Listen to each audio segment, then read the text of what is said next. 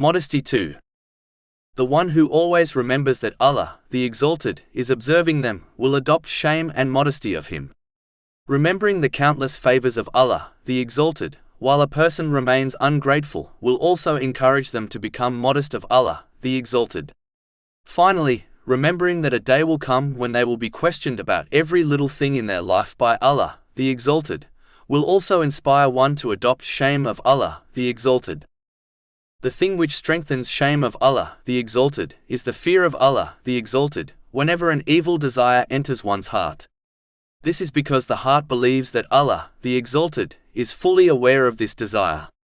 If this attitude becomes established in a person, then their shame of Allah, the Exalted, will become strong. In addition, fearing that Allah, the Exalted, will turn away from them in dislike because of their desires and actions, also strengthens one's shame of Allah, the Exalted. But this modesty and shame can become weak and in some cases disappear if one abandons examining themselves in the way described, and by abandoning sincerely obeying Allah, the Exalted, in His commands and prohibitions.